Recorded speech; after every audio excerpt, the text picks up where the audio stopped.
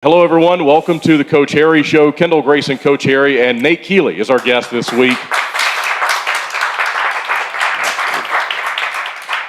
Small but very excited crowd here tonight. Yeah. It's cold weather. I don't think I think a lot of people want to watch it on TV on Thursday. I think it's this cold weather snap has hit us hard. Yeah, that's probably not a bad plan.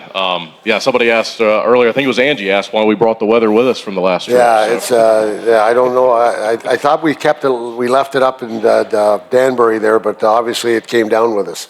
The rink in Danbury was maybe the coldest ice rink I've ever been in my life. And normally it's a little chilly. It's not that chilly, but as I said the other night, I'm not sure what happened. It was we actually skated in the morning, and I had my toque right over my ears, and I was even trying to move a little bit, just to keep warm. So that was it was a little chilly there that day.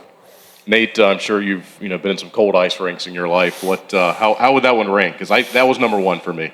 It was close. I mean, I played where your jersey freezes when you drink water, but it was up there. Yeah. That's for sure. I hope you guys had a great Thanksgiving. I was going to ask, what you did on Thanksgiving. Obviously, once 10 o'clock hit, I knew what you did on Thanksgiving. We were on the bus. But did you guys do anything, Wednesday or Thursday for the Thanksgiving holiday? The trainer, Mike Murphy, he always does a Thanksgiving for the guys, so we all went over there and had a good meal and then got on the bus. Relaxed a little bit, watched a little football, and ate probably way too much. I didn't think I had to eat until maybe Thursday again this week here. But great food, great people, and as I said, it was nice. Just all the players just kind of hung out together and had a very nice afternoon. Coach, we'll get into the games here in depth as we always do, but a couple of one-goal losses on the road this weekend, I think, too, just tough results. You were in both those games, but just quickly kind of give us your thoughts before we get into it. Well, I think for the most part, not a bad weekend, but then on the other hand, a little frustrating. And I thought we played well enough to maybe get some points on the weekend, and it didn't work out that way. So we got to keep our noses to the grindstone and try and get that extra inch that we have to get. As I said, Friday night was a night where, again, we didn't start off well, but I thought we ended really well and took it right to the limit. When you play two games on the road and you have to pull your goalie, you know you're in the game. And as I said, on Saturday night, kind of the same thing. As I said, I thought we started off really well, probably one of our best starts we've had all season. And I thought we just played a good game and lost a little bit there in the second period. But overall, that team there, one of the top teams in the league, and as I said, I thought we took them right to the limit, and we had our chances. We had a couple chances where to tie both games right at the end, and we just couldn't do it. So kind of a good sign weekend, but then also other signs where we still got to get better, and as I said, that's what we're trying to strive for. You obviously last weekend was a little bit odd with how it was a short week and then you had the holiday and things like that. So you're back to a normal schedule here this week. How's it been so far? I know you had your off ice stuff yesterday and in practice, and you'll get going here for the rest of the week and prepare for Pee Dee. Yeah, it's a little different from last week with the holiday Thursday, but we still practice, so it's kind of pretty close to the same. But this week here, we got a few guys banged up. Nate here cut his hand a little bit, and I think he'll be better for on Friday. And just a couple other guys were banged up a little bit, so we got to get healthy. And I know a few guys are this time of year. The weather is not really kind to us either with the colds and that. So we just got to get healthy. But I like practice today. We were moving a little bit today. So as I said, hopefully by Friday we're on all cylinders and get back on the bus and head to Pee Dee. And do you anticipate that you will get some of those guys back in the lineup? We saw Roman Kramer miss the games last weekend, Pastuca, guys like that. Do you think that they'll be back in time for Friday? Yeah, it looks like Kramer skated pretty well today. Yuri, I think we probably won't know till later in the week. And Bloomquist, kind of the same thing. He looked a little bit better today. And Mikey Mania, I'm not sure about. He went to the docks today. And Whitey, I think he's a little banged up too, so I'm not really sure about those two guys. So we're just kind of playing it by ear and seeing where we're at. And as I said, hopefully everyone gets healthy, and Friday night we can put our best foot forward. All right, everyone, thanks for joining us here live at Earl's. That's our opening segment. We'll step aside, take a break, come back and talk about the games more. Thank you. When When you're craving that slow smoke flavor done right here in Winston-Salem, there's only one place to go, Honky Tonk Smokehouse. From tendered pulled pork and fall-off-the-bone ribs to fresh house-made sides, Honky Tonk has it all. Not a meat lover? They've got delicious vegan options too. And when it's time to party, let Honky Tonk Smokehouse handle the catering and event planning. They'll bring the flavor to you. Stop by 145 Jonestown Road and taste why the locals here can't get enough. Honky Tonk Smokehouse.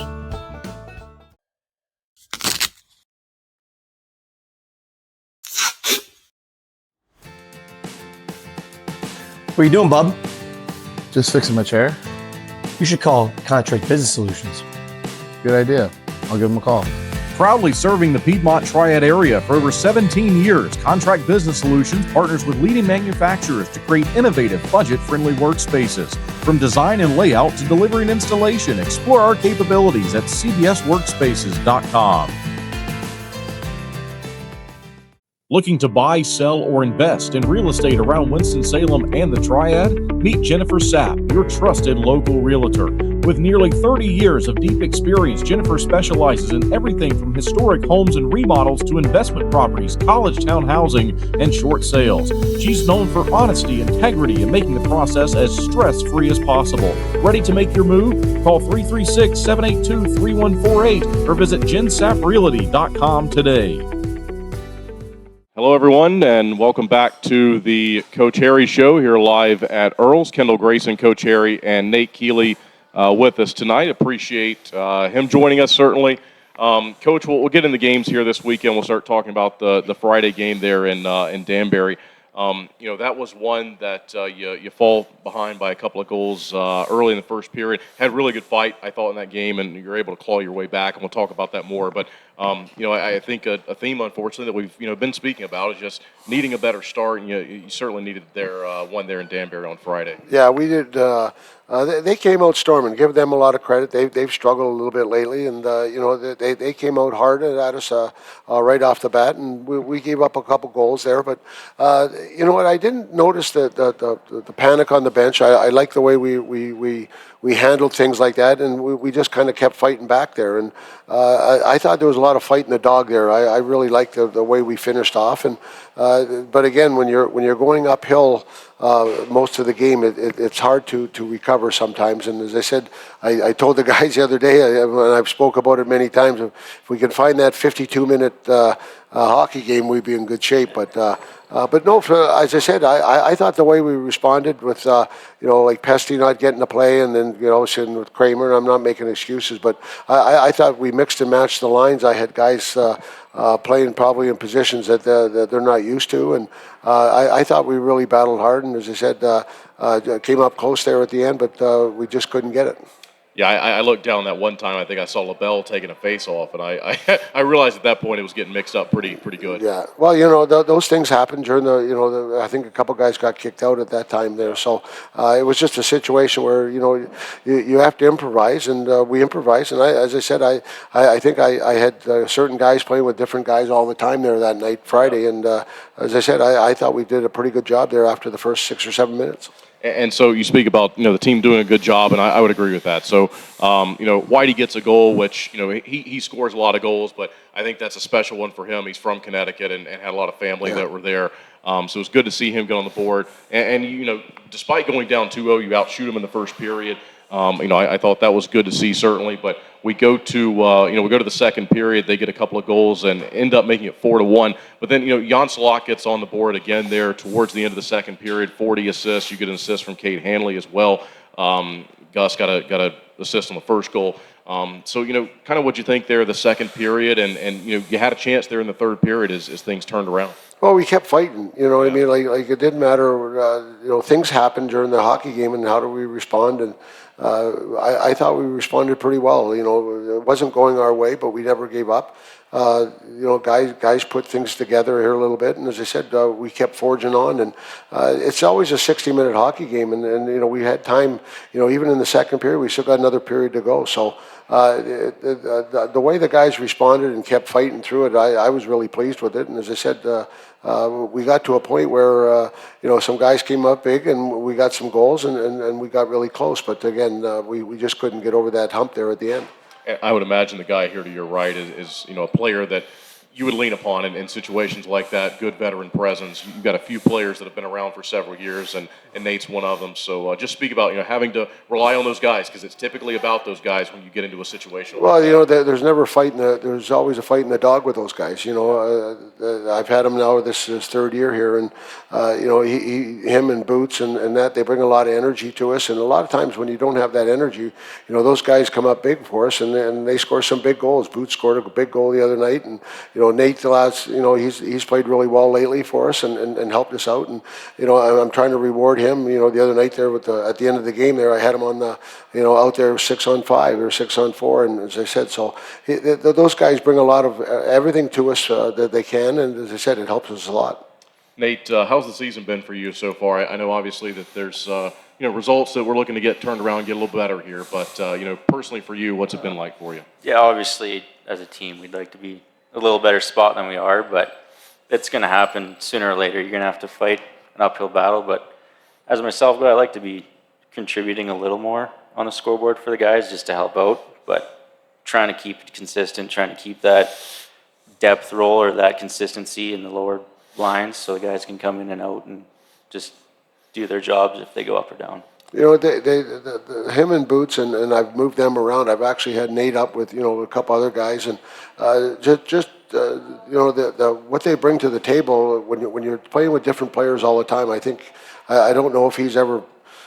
We played 14 games now, and I don't know if you started off with the same two wingers every game. So, as I said, give him a credit, and as I said, we're working at it, and he's done a great job so far. And he brings something that a lot of people. I know he likes to score more, but what he does on the ice for us, as far as contributing, it's something I see, and sometimes you just don't see it on the score sheet. And winning face-offs, you're not going to see that on the score sheet right. either, and that's and he kills penalties for us, and he does a lot of things like that. So those are the things that we need, and it's always nice, as I said, and those guys usually score those big goals. As I said, last year and a couple other times I've seen him. When the goals that he scores are usually the big ones for us that either gets us back in the game or puts us up. And I thought going back, I guess it was last week or the week before, the goal on home ice where you drew the penalty over the blue line and the Boots sort of picked up and went in there. Again, are there moments earlier this season that you think about that you like to look back on? Obviously, you said that you like to score a little more, but have there been some positive moments for you? Yeah, I feel like the chances are there. I'd be a little more in my head if I wasn't getting the scoring chances or generating some kind of offense. Yeah. There's obviously a few I'd like to take back, the odd miss net or miss pass kind of thing, but as far as generating's there, it keeps me level-headed for the most part. Obviously, some of them need to go in eventually, but it's not. I think I tell him every day, shoot. He's got a great shot, and he tries to make plays sometimes, and when he does shoot, he's got a great shot. So as I said, if he could just at those moments where he's unselfish, and sometimes you have to get a little selfish and shoot the puck and make it more simple. But as I said, he's a big part of us, and we'll keep him here. So we go back to the game on Friday. Gus gets the only goal of the third period. You pull the goalie there at the end, and you got a chance. And in fact, you win that face-off there cleanly and had a shot that would have counted. That was in that time frame. So I thought, again, you go back to the third period and the fight that your team had, and we'll talk about Saturday's game in the next segment, but I thought that sort of set up things for Saturday with that push that you had. Yeah, well, I think all third period we knew, we just kept, we didn't change anything. We kind of kept things going, and you could tell things were getting better and better as the game went on, and guys settled in a little bit. And as I said, I like the third period. And then Gus gets that goal there, and now we're only down by one. So now we need one more goal, and you get to that point where you pull the goalie, and a couple of years ago, I think every time I pulled the goalie, we scored. And then this year here, it seems like we're fighting for that goal. But you know what? We've got chances. Sally had that chance. I think you took the draw there, and right off the bat, and we missed it. And we missed another chance where I thought, a real good chance to get a goal, and it just didn't go in. So we're right there. As I said, I like Friday night, as I said, other than the first 6 minutes or 7 minutes. But after that, I thought we played a pretty solid game, and as I said, just came up short. and so you outshoot them as well. Dyson was in net on Friday. Boris gets the call on Saturday night. What'd you think about Dyson specifically, and the shots on goal being in your favor? Another good sign, I think, moving forward. Yeah, no, I thought he played pretty well. I didn't. I'd have to go back and really think about it, but I don't think there was a goal where he probably should have had it for sure, and he probably would like a couple back. But I think goalies never think they ever should let one in. So I think, as I said, for the most part, he kept us in the game there. As I said, when you let them score 2 goals early on in the game, it's tough. And now on the goalie, he has to, he looks at it like I can't let many more in. You know what I mean? Because we got to score too many. So I liked his game. As I said, I don't have any issues the way he played. All right, well, that'll do it for the recap of the Friday night game. We'll take another break, come back and talk about Saturday in Binghamton. Thank you.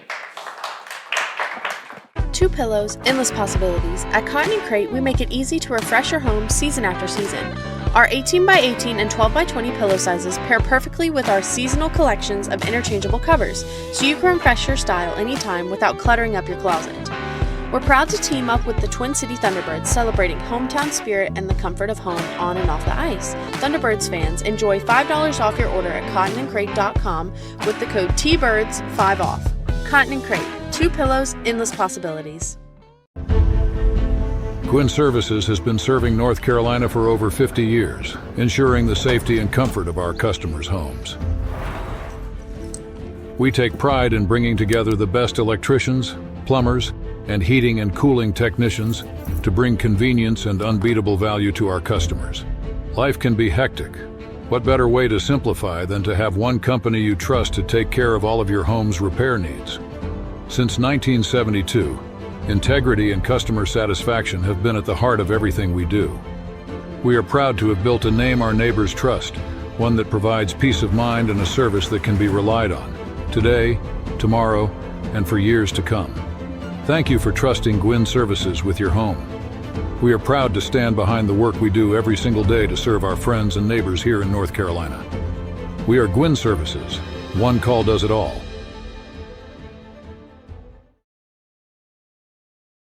Being your best is hard. You gotta take care of yourself. You got your husband. Let's put in a pool. For the kids. For the kids. Forget the car. How about a motorcycle? And if you own a business? We need servers from, this century. Yeah.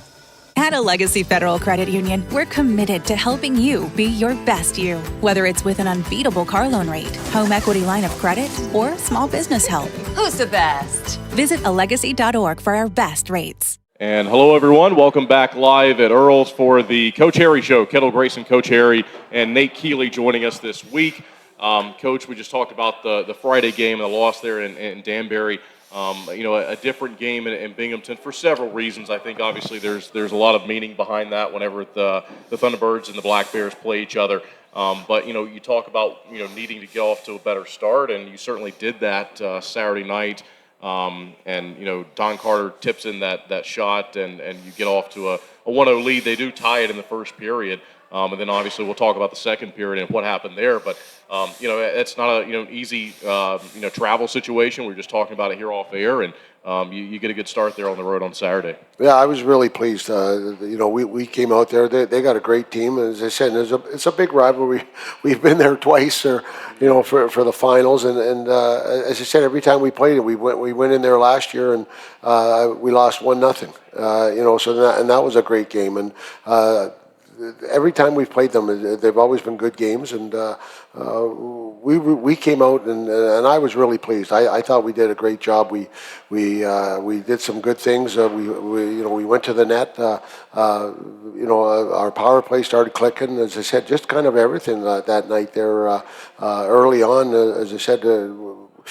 Things started to play the way we have to play all the time, and there was desperation, I guess, in play where and then we made some good plays, as I said. So at the end of the first period, I was like, I was expecting. I wasn't overly surprised because that's how I know we can play. We just haven't played that way this come out the first period. And as I said, it was something that I really liked. And as I said, I think the guys felt good about themselves, and they should, because they came out and I thought they outplayed them very much. And so I mentioned that Don Carter scored for the first time this season, tipping in that shot from James Farmer. And Farmer ends up getting his first point, and then later on gets his first goal of the year. But to go back to Don Carter Jr., that's a player that's been around the league for a while, has a lot of games, but new here. And so what are your thoughts on him so far this season? Well, he's coming. He's like that slow locomotive coming. That train's just starting to come. You know what I mean? He's just starting to feel his getting going, and I think since day one to day now, he's gotten better every day, and it's just starting to really get going to where it's a new surroundings to him. It's a new team. He's played defense probably for 13 of the games or 12 of the games, and then now I've got him up playing forward. So. I joked with him. I said, "Put your forward shoes on or skates on the other night," and he started laughing. So, but no, I thought he played well. He's played forward quite a bit, so it's not a surprise at how he did it. But there was another guy that all of a sudden, like him and Dempke. I think Dempke doesn't know if he's a forward or a defenseman. One shift he's forward, and the next shift he's defenseman. So I give Don a lot of credit. He went up there, and as I said, I thought he had a pretty good game. And same for James Farmer. He gets his first point, and then we go into the second period where he will get his first goal, and we can talk about that. But what have you thought about him this season? A little bit of a different story for him. He is a guy that's been around for the last couple of years. Yeah, he's had his ups and downs. I think he's a guy that I think, and he knows that he's played okay, but he can give more. I think in his heart he knows he can give more, and Saturday I thought he played a pretty good game. And it's not just scoring the points; it's just a matter of playing well defensively and moving the puck quickly. And as I said, he's getting better. As I said, he's one of those types of guys that I think he knows he can give more, and as I said, he believes that too also. So. Down the road, he's going to be one of those guys that we're going to have to lean on, especially on defense, to lead us a little bit. And you mentioned the power play starts clicking, and it did. A couple of goals there in the second period. Farmer's goal was even strength after Jacob Schnapp scored to give you guys the advantage there at 2-1 power play goal. And then a quick goal after that from Farmer. It's obviously a really good point in that hockey game where you're up by 2 goals on the road in the second period. So what'd you think about those 2 scoring plays and playing with a 2-goal lead? Well, it's nice to see the power play getting going. And the one thing is they crashed the net. It wasn't very pretty. A couple passes shot, and then 2 guys whacking at it in front of the net there. So it doesn't always have to be that pretty goal, and I think that's what we were trying to get to with our both units there. They want that, backdoor pass or that one-timer. And a lot of times, as I said, the 2 goals we scored were just right in front of the net off rebounds and 1 or 2 passes and then crashed the net. So I was really pleased with it, and I think it gave us a boost. And, and then Farmer, he takes a shot and, 20 years ago, that wouldn't have gone in because the goalie would have been standing up, would have hit him right in the chest, right? But, he goes down and makes a great shot. And as I said, it's kind of funny because since then I've seen probably 2 or 3 goals in the National League where goalies are down and it goes over top just because they're down. So that's why sometimes you like those 6'6" goalies, so they cover the whole net. But but great shot, great move. He went down, took a shot, and as I said, you got rewarded for it. Boots and Hanley assisted on that goal. Jan Slot got an assist on the Jacob Schnapp power play goal. But then it's an even strength goal from Binghamton at 6:15 in the period, 8:10 a power play goal, 5-on-3, another one there at 8:21. So just talk about kind of how things unraveled there as they picked up the next 3. Well, just we got a penalty trouble there a little bit, and 5-on-3, and I think Sally tried to block it, and I think I don't think Boris saw that shot. I thought it went off him. I wasn't sure. It's tough to find out, but as I said, Boris didn't think it went off him, but I think he didn't see it, so he was screened on that one. But I thought it was a very, very. I watched the tape. The Hanley penalty. 2 guys are battling for the puck. It's 5-on-4. The guy falls down. He didn't. It was stick on stick, so a little tough call there. I think right off the draw there for me. But as I said, those situations happen, and you got to stop them. But as I said, they scored a couple goals and got up there, but we bounced back again. Again, I didn't see, and this is what I continue to say this, but I look down the bench and I see it, and I didn't see any panic. I didn't see, we got to get going, and as I said, the guys responded very well. Nate, when you play Binghamton, obviously there's got to be a little bit extra that gets you up to play those series and those games against that team. We're going to see them a few more times this year. Just talk about that opponent specifically and what those games have been like over the years. Yeah, obviously we've played them a lot in a lot of big games in the past couple of years, and they're a very good hockey team. They're probably the standard or one of the standards you'd consider in this league, and every time we play them, it seems to be a solid hockey game. This might be the first one where it's been more than 1 or 2 goals in a while, but it's always a fun game to play. It's always a challenging game, and if you can't get yourself ready to play those ones, hockey might not be for you. Exactly. So, Coach, there were 2 goals total in the first period. There's 6 goals total in the second period. Any thoughts on that? Of obviously the specialty teams, I think help that on each side, but for me, just that's. As a broadcaster watching that's just 2 completely different periods where all of a sudden it looks like you have to earn everything, and then maybe the second period things start going in that maybe you don't expect, maybe on both sides. I think over the years, you watch the games and you watch different things.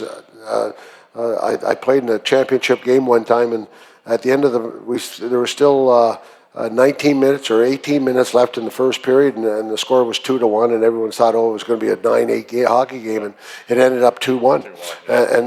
So those things happen sometimes. You get in those situations where everything's clicking for both teams offensively, and you think, oh my God, this is going to be a shootout at the OK Corral, but and then all of a sudden things settle down, or it goes the other way, where you play 2 periods as 0-0, and then at the end of the third period, it's a 4-3 hockey game. So those things just happen. As I said, I don't think you can't say one team didn't play well or the other team didn't play well. Just sometimes those nights are everything that you're trying to do offensively is clicking for both teams.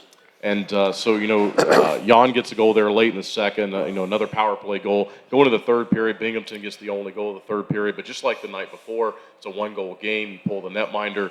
I know you can practice 6-on-5, but at least, the last couple of games, what have you, what's your game plan sort of going into that? Maybe it changes from team to team, but you got some good work at it the last couple of weeks, trying to get one there at the end. Well, you try to win in the draw, and you try to get a guy maybe to get a great shot off the, on his right side, or on if it's on the right side, you got a right-hand shot there or something, and try to get a good shot, or just, and you got to outman them. You got to work hard and try to get opportunities. And when you get the puck, you can't make it fancy. Make 1 or 2 passes and throw it to the net. You're outmanning them, and you got to go to the net. So we've had our chances. As I said a couple of years ago, every time I pulled the goalie, we scored. So right now it's just not going in, but I think we've had the chances. The other night there was a scrum in front of the net, and I thought the puck almost had it, and then as I said, it was right there, eh? Yeah, right there.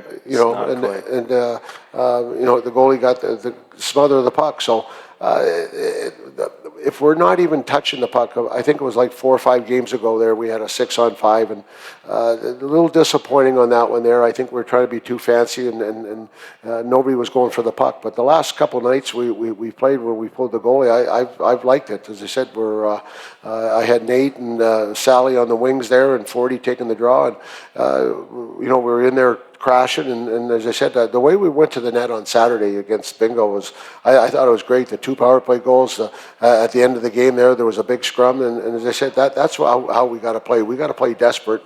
As I said, you continue to do those things, good things are going to happen. Before we move on, any more thoughts on the weekend as a whole? I know you sort of just really touched on it there, but anything else you'd like to say before we sort of close the chapter here on the weekend and look ahead? Well, we can see the light at the end of the tunnel. We just can't. We've still got some more work to get there. And biggest thing for us right now is to get healthy, to get some continuity. right now, as I said, if everybody's healthy, I like our lines. I think our lines are going to be a big influence. I thought Schnappy had a great weekend there. I thought he moved pretty good this weekend. Nate and as I said, and Boots, and as I said, but we got to get a little more continuity, and that just comes with, as I said, if everybody gets healthy and up front too.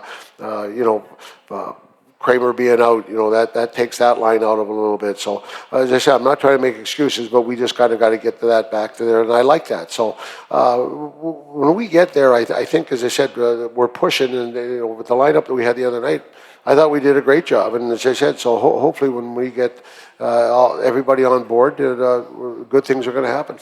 All right, well, that'll do it for the weekend recap. We'll take a break. We'll come back and get questions for the fans. We'll get to know Nate Keeley a little bit better. So thanks, and we'll be right back. I want to stop losing sleep over this. I want to know that surgery is the right decision. I want to protect what I've built. I want a plan designed just for me. I want to know that I'm in excellent hands. I want the latest and greatest. I want to continue to grow, no matter what life throws my way. For the best surgical care, you want Novant. Novant Health. Best surgeons, amazing nurses, remarkable care. Maple Chase Golf and Country Club offers the best in recreational amenities in the Triad. Come enjoy a meal at the Pine Brook Bar and Grill, relax by our pool and cabana, and gear up at the Pro Shop while sharpening your skills on our 9,000 square foot putting green and play around on our 18-hole Ellis Maples Design Championship Golf Course. You can find out more at maplechasecc.com. That's maplechasecc.com. All right, everyone, welcome back to Earl's. Kendall, Grayson with Coach Harry and Nate Keeley with us for now our question segment, which is, I've said in the past, my favorite segment of the show, and I think it's really important to kind of get to know these players a little bit better, and so that's why, if we can, we have a guest on the show, and that's worked out really well. But this is when the coach likes the players on the hot seat now, exactly. Not me. Yes, yeah, that's another reason it's my favorite. Nate, a question that I get all the time, I'm sure you get all the time, and this is the first question I looked at today. People want to know, about your brother, and do you stay in touch with him, and what's he up to these days? I actually don't talk to him.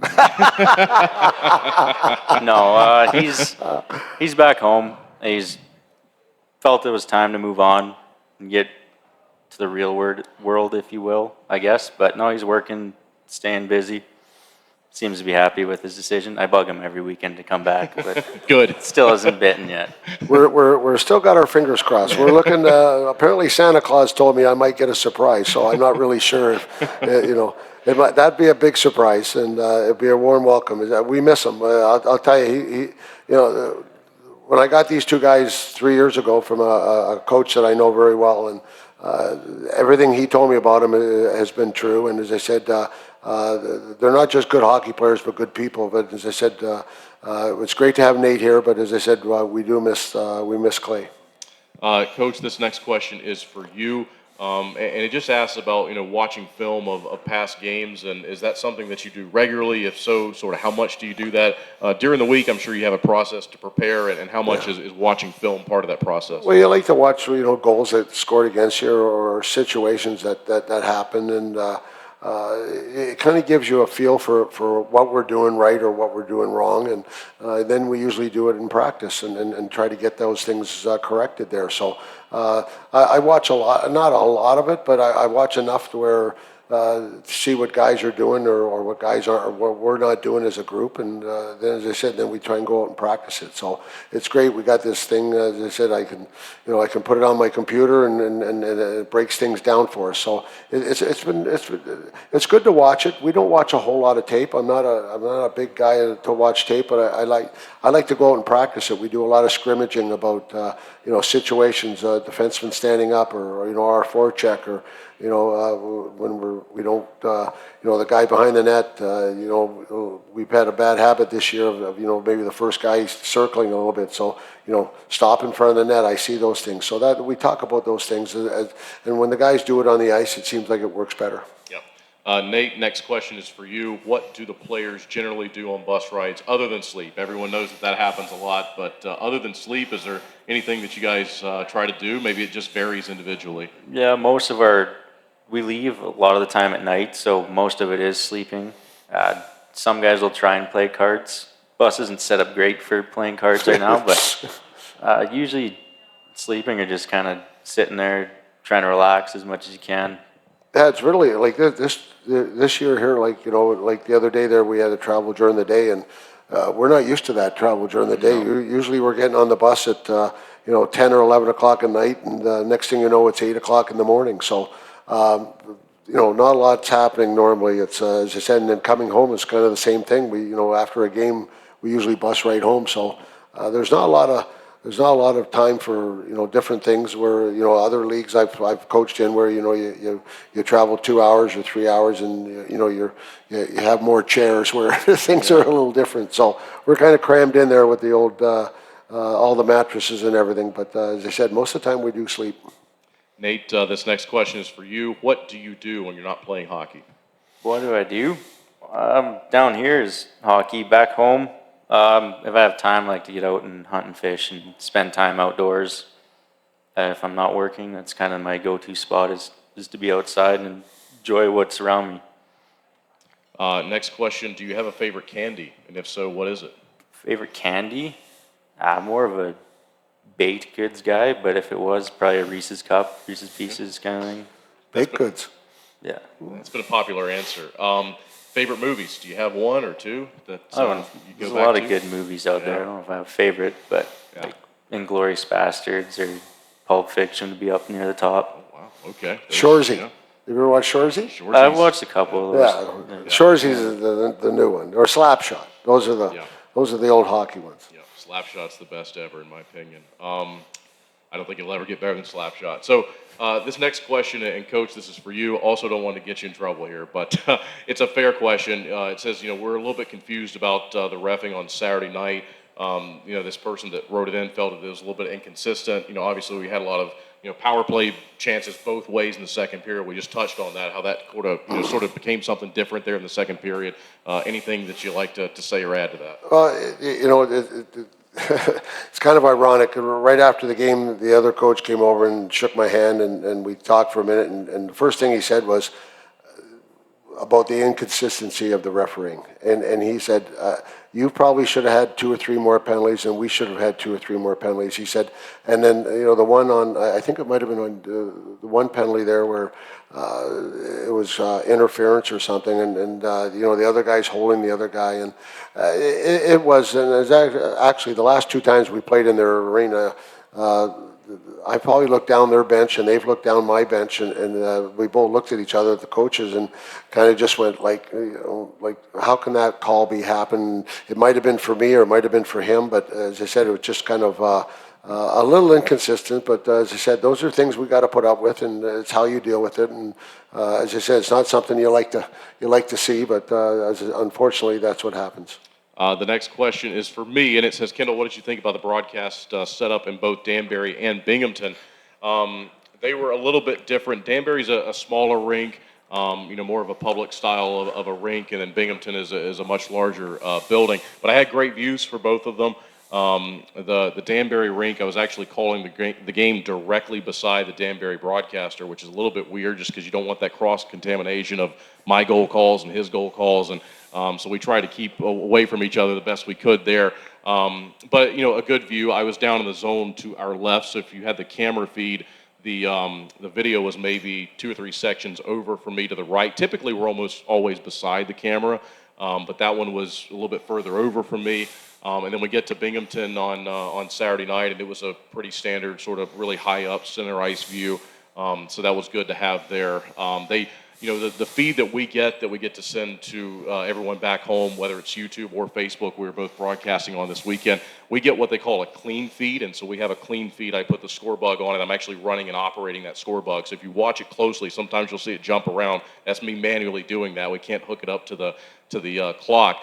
But we get sort of the main feed. They actually had a feed on their broadcast where it was more of an in-arena feed that showed some things that were going on in the Jumbotron. And everything like that. So that's sort of, what I have to say, with the broadcasting locations. They're both good. They're a little bit different, but they're both, a really good view. And I've been doing this long enough in the USHL and ACHA hockey that I think I've been just everywhere around the rink at some point. So you get used to calling it from everywhere. But I always do like to let, our viewers know when the game is going on. If I have something severely different than what you see on the screen, I always let you know, like, hey, I'm in Athens, we're kind of in the corner, of the arena. So, I'm calling it and sort of seeing it way out here to my right. So I try to let everyone know if it's something drastically different like that. But that's another good view there in Athens. You're in the corner, but you're very high up. So, that's a good question. Happy to talk about that.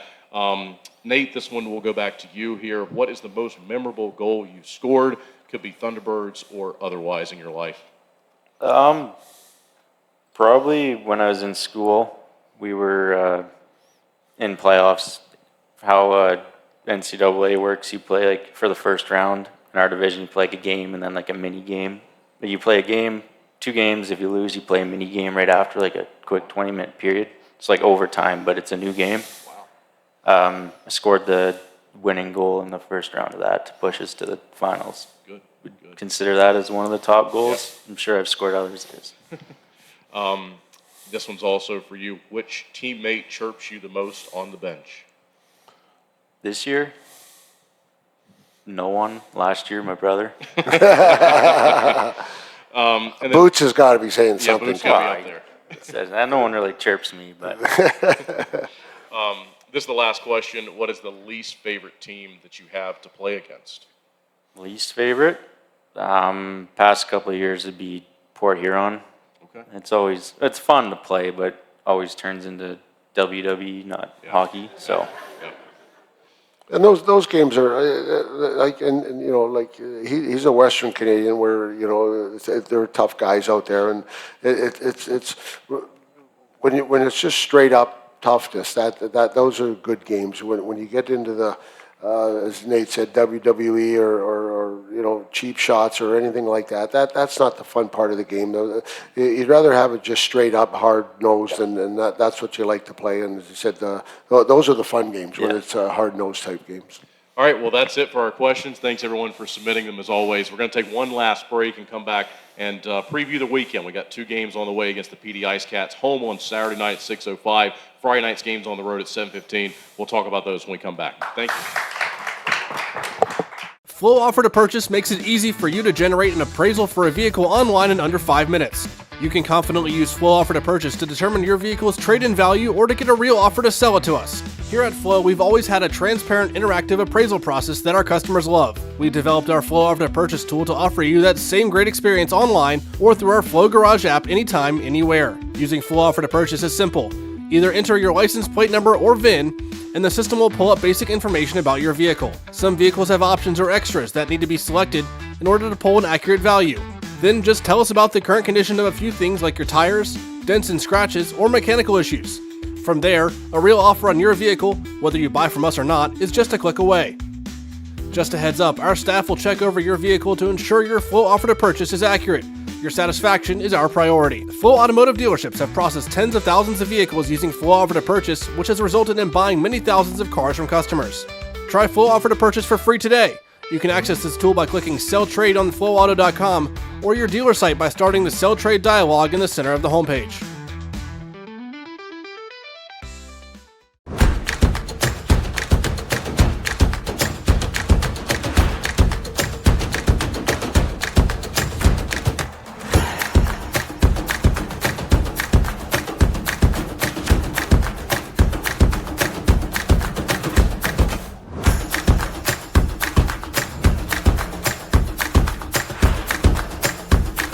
Finish strong.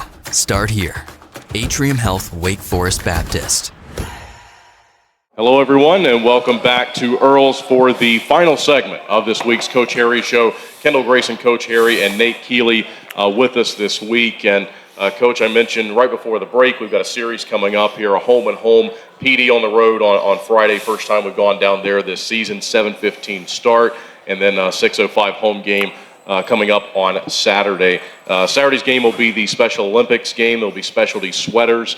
There's going to be a live auction after that game, so I want to make sure to mention that as well. There's going to be a post-game skate on Saturday, so a lot going on coming up on Saturday night. We'll hope that you will come and see us and cheer us on for the home game coming up on Saturday. But Pee Dee, an opponent that you split with so far this season, 4 games, you each have 2 victories. Just talk about them and the games you've seen so far and what you expect here. Well, they're a type of team that they're explosive, and the games where we've been successful against them this year, we've played very well when we don't have the puck, and played smart with it, and don't give them opportunities. They're a type of team, I think I mentioned this a little while ago, that we could be up 3 or 4-1 going in the third, and they can score 3 goals in a heartbeat. So if we play that way, and as I said, they're a very opportunistic type team, and so if we play smart with the puck and without the puck, the way I think we're capable of doing, then we're going to be in good shape. If we can't get into a freewheeling game with these guys, and as I said, just play tight and play the way we can play. And as I said, I'm expecting this weekend to have a lot of success here this weekend and play 2 very good games. And I also want to mention that the military jersey, the Veterans Night jersey, that jersey is going to go on auction tomorrow. So that's going to start at 11 a.m. You can click on the online link at our website. You can go to TwinCityThunderbirds.com. It's also going to be on social media. So that's going to be an 11 o'clock start for that tomorrow when that auction process begins. And then it will close on Friday at 6. If you're watching this on Thursday, you still have time to bid on those jerseys, but that'll be available online. And as I mentioned, the specialty sweaters that we're going to wear Saturday night, that's going to be a live auction on Saturday. So I wanted to get to that. Also want to get to the fact that the players have continued to go out in the community here in the last few weeks. They've been, yesterday they had a Christmas parade in Lexington, going to have one in Kernersville next week, and then on the 14th, Louisville as well. So there's going to be chances to see the players, see the staff coming up the next few weeks. Next week's show will be at Dave & Buster's at 7 o'clock a week from today. Coach, Nate, anything else before we go here? Looking forward to the weekend? Yeah, definitely. Big weekend coming up, big month. If you look at our schedules, a lot of the same back-to-back teams. So big time to gain some ground that we've been needing for a bit now. It's time. It's time.